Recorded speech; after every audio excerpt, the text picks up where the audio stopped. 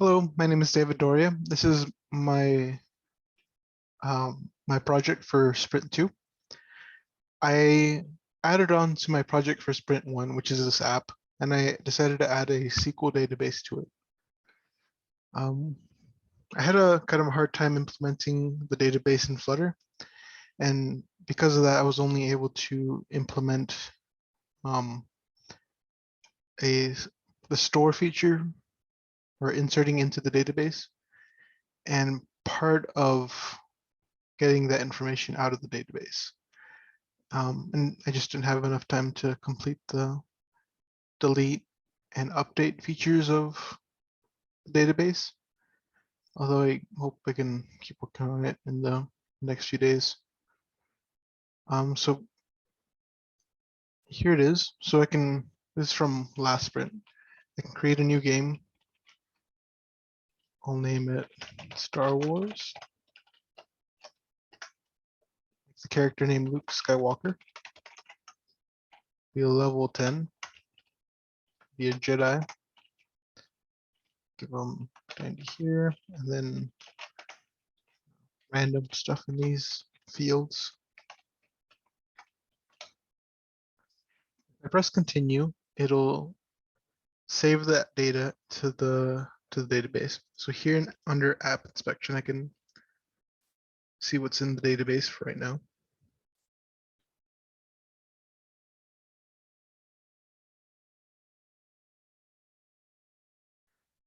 So here's what I had before. The name is Curse of Strahd, and this is the player. That's this information here. You can see there's a unique ID here. And the date that the game started, which is the day that I tested this, the last date played. And if I add this to the database, it'll pop up here. All that same information. And if I open existing, it didn't show up for some reason.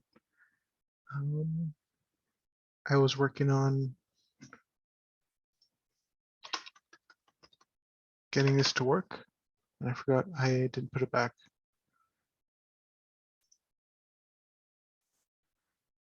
So one of the issues I was having was turning the list of players from JSON back into an object, a list of objects. So I've had tried a lot of different things here. Tried that and tried up here.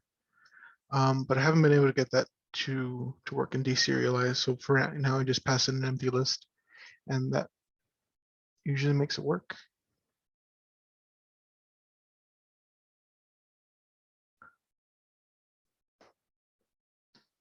Let's try one more time.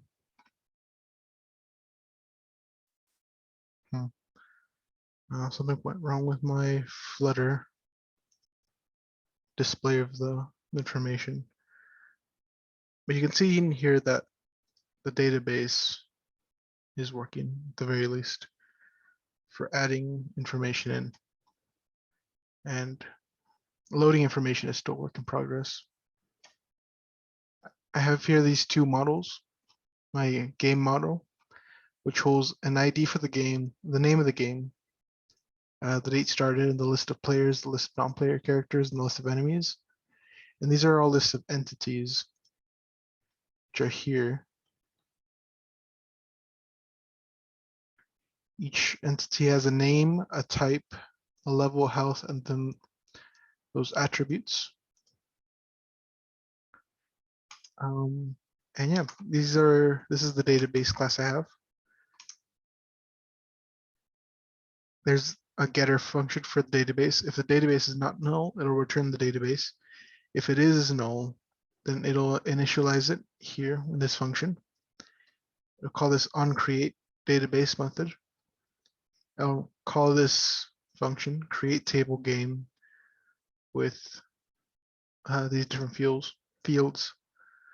And when the game is saved, it calls this method here. It passes in a game object. So it takes the list of players and it calls each entities to JSON function here, returns this map, and returns a list and does the same thing for the NPCs and the enemies.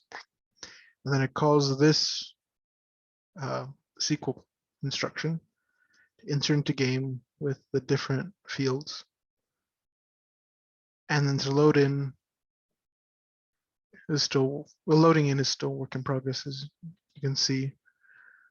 But it's to select everything from game. And here, the rest of it is just trying to extract that information. We can extract all of this pretty well for the most part. I'm not sure why this isn't working like it was before. But I had to have these lists be empty lists because I wasn't able to get that information out of the JSON yet. So that's my project for this sprint. Thanks.